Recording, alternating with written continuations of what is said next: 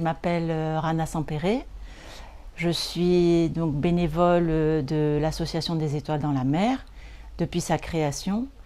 J'ai d'abord été secrétaire de l'association et depuis le Covid, je m'occupe un petit peu plus de la commission soutien aux familles et aux patients atteints du glioblastome.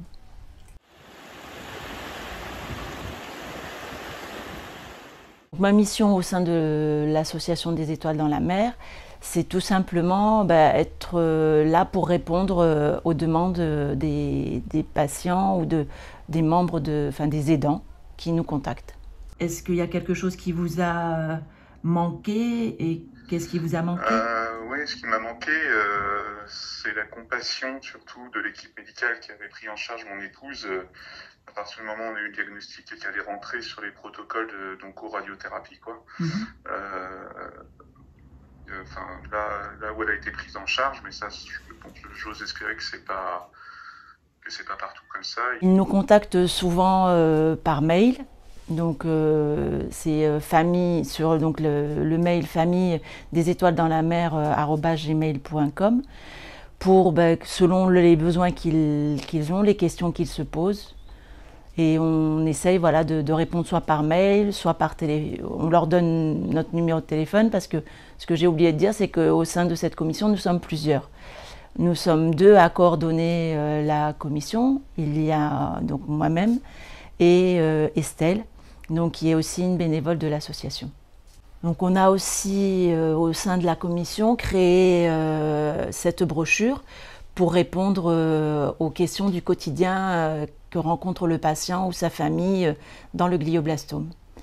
Et quand on échange avec le patient ou sa famille, bien sûr, il y a la notion de confidentialité, c'est-à-dire que tous les échanges que nous avons avec les personnes restent entre nous, ne sont pas publiés, ne sont pas enregistrés. Voilà, ça c'est important de le dire. Je voudrais remercier au sein de la commission aussi Anne-Lise qui est ergothérapeute, la psychothérapeute qui est Isabelle Escousse et Paola donc, qui est aide-soignante et qui nous aide au sein de la commission, plus sûrement d'autres personnes que j'oublie. J'ai en tête le docteur Bounet également qui est sur le CHU d'Amiens. Donc beaucoup de personnes aident la commission à répondre aux besoins des patients et de leurs familles.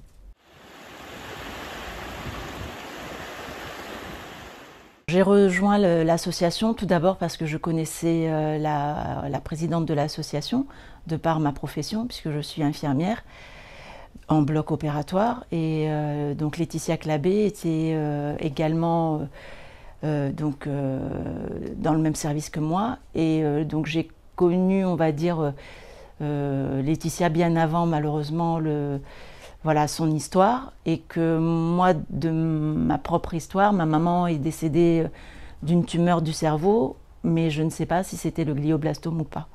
Donc il y a 2 raisons, on va dire au départ, c'était une communion quelque part dans le travail de deuil et le fait de ne pas rester sans rien faire quand on est confronté à cette terrible maladie. Donc c'est de vouloir avancer et j'ai trouvé en fait son idée très très forte de vouloir collecter des fonds pour aider la recherche puisque c'est ce qui me manquait et c'est ce qui manque toujours.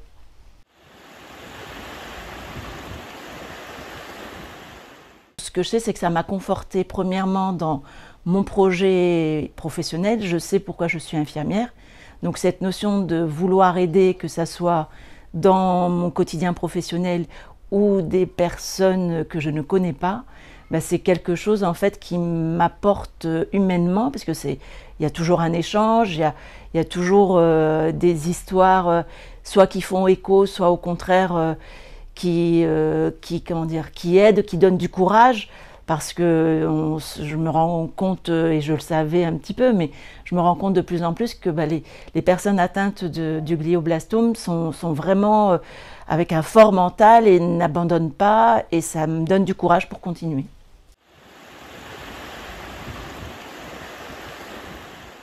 Le projet qui a été mis en place l'an dernier, c'est pour être un peu plus concrète dans l'aide et non plus dans juste l'aide individuelle, c'est des visioconférences que l'on organise avec Estelle, donc une fois par mois ou tous les 2 mois, tout dépend de la demande, sur une thématique.